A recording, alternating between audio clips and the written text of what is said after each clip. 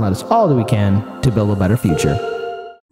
Okay, with that being said, Daniel, you got a story for the people. Yeah. What is going on? Okay, so going from one story about how the government doesn't want to give you anything and wants to keep it all for the rich and powerful, to another story about how not only the government doesn't want you to get anything, they think that if you get something that they get all the time, well, you're going to just destroy America because it's just this big straw house and a little gust will knock it over. Let's take a look. Talk a little bit about the economic conversation, the macroeconomic conversation here. This is a $1.9 trillion package. We know it's projected to grow the budget deficit to $3.8 trillion and put the government on path to spend more in this 1 year than we have in centuries beforehand. And there are some concerns that people like Larry Summers have voiced about inflation. The market seems to be reacting to that a little bit. What is the sense of how this might impact the economy more broadly? Well, there is that fear of inflation, which is why the market sold off yesterday. I reached out to the White House as to whether they believe that that is a real risk. And so far, they haven't commented, but they've said in the past that they don't believe it is. Jared Bernstein, who's one of President Biden's top economists, has said if they learned anything during the Trump years, they learned that the economy and the labor market can run a little bit hotter than maybe it has in the past without presenting that risk of inflation. So far, the Federal Reserve, the White House, the Treasury Department, sort of this trifecta, have all said that essentially if you don't pass a package this big, that the economy will not grow the way that it needs to, that people will not get back to work and create full employment, and that will create less revenue for the government overall, and so we'll be in an even bigger hole. So interestingly, they're borrowing an argument from the Trump administration there, which during its tax reform said that because so many companies will move back to the U.S., even if there's a lower tax rate, they'll be paying more in taxes. Growth essentially will lift all boats here, and that's what the Biden administration is seeming to say. But Casey, it's hard to deny that they're creating quite a payment plan for future generations. So there you go, guys. You heard it right from the horse's mouth at NBC, Comcast. Thank you. If you, the regular person in America, get something that's worth less as a dollar amount than the bailouts that we give large corporations, you are responsible for destroying America. This is the same conversation that we have been seeing for the longest time. When banks get bailouts, when the rich get tax cuts, this is really important for the health and safety of the American people. But when the American people need health and safety, you're going to destroy the country with your inflationary tendencies, even though we're really good at stopping that from happening because we have the Fed who can just money print as much as they want. We have quantitative easing, but apparently can't figure out how to do that for the poors. So again, this is the Democratic Party hiding behind word salad. This is the Democratic Party and corporate media, of course, that's continuing on this narrative of, well, we want to do something. Maybe we can keep on talking about it. Or if we kick the can down the road, maybe eventually people will forget. But see, it's hard for people to forget when during the Georgia election, how the Democrats said, oh yeah, $2,000 right out the door. That election was just a few months ago. $2,000 immediately became $1,400 at some point, which is now becoming $1,000 eventually. Yeah, which you know what? We want to run with that, like $1,400. We dwindle down to $1,000. They've been talking about that. I mean, they're still negotiating, and they haven't passed it because I could see that happening too. Yeah. I mean, we already have one pizza bet that's happening, and already we're going to be entering into the month of April. But I have a feeling it's not going to happen in April. And you said the month of May.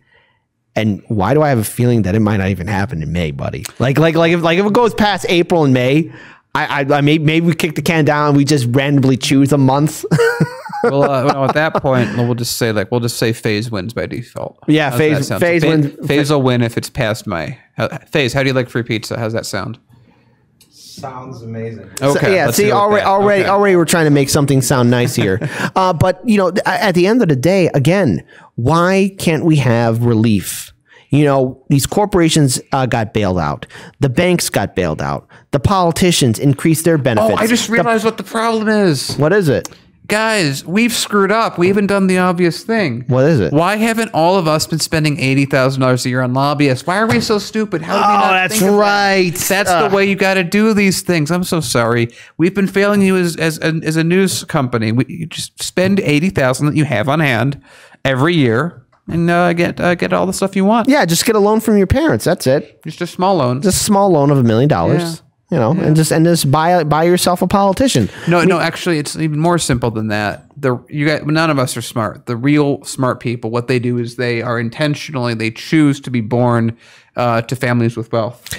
That's the majority. Right. The majority of people that are wealthy have chosen that path, and we should have. But okay, but seeing all this again, I'm really curious how open a lot of progressive voters will be to being abused again or keep on falling in line to the vote blue no matter who mindset. Because I'm okay, because here's the thing. 2016 we had Trump versus Clinton. I just wanted, because maybe just a little off subject from our story, but we had Trump versus Clinton. Of course, they were the two most hated candidates in American politics, right? Then we go into 2020. We have Biden versus Trump. Now, a lot of people are there are a lot of people who are traumatized by Trump or saying we can't have a second term of Trump. And so, there was Biden. And so we're going to make the conditions that allow it to happen anyway. Right. But the problem is you had a lot of people who had power. You had corporate media. You had larger progressive outlets on social media. You had blue checkmark people. You had celebrities. You had the whole shebang saying, oh, we got to support Biden because it'll be better than Trump.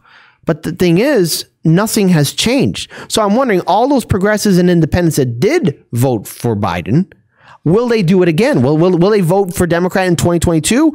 How often can people take this kind of abuse? Because I after seeing 2016 and going through 2020, you're a fool to believe that the Democratic Party can be reformed. Just as Democrats tried, our revolution tried, brand new Congress tried, and seeing what's the lack of pushback from the 15 progressive congressmen and women down on the Force the Vote petition, they're not pushing back against Biden. They're awfully silent with the fact that we bombed Syria again. We haven't got our $2,000 stimulus checks. And yeah, they might be tweeting things out, but deeds, not words, actions, not statements.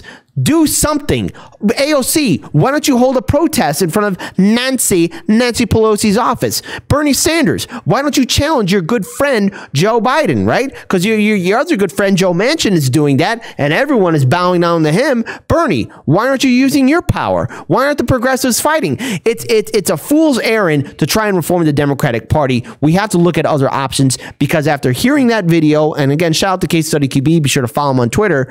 All this stuff that we're seeing is that the Democrats will not help us out, and they're going to assume that progressives will fall in line and vote blue no matter who. Yeah, and what I think we should do if we're in a situation to do this in the next election, depending on things work out, I would love in the city at least if we had if we had basically money to burn, if we could just buy a lot of advertisement spaces on at bus stations that just said Democrats or Republicans suck. Why are you even voting for them? Yeah, why vote? Yeah, because you're thinking, if you're a diehard Democratic voter or a diehard Republican voter, congratulations, you are a very good puppet. You're falling for the propaganda that divided Americans for years. You're falling in line with what the corporate narrative is giving you, and you're only voting for Team Red or Team Blue because it's something that you've been trained to do. Break away from that training. Break away from that mentality and mindset.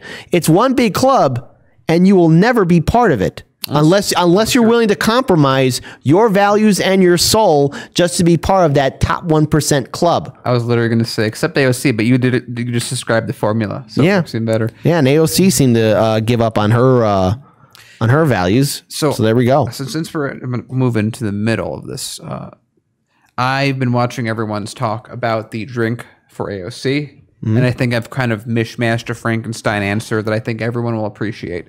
This is the AOC drink. It is called AOC for Charity. It is a $70 watered down Shirley Temple with half of a maraschino cherry, and all proceeds go to one AOC.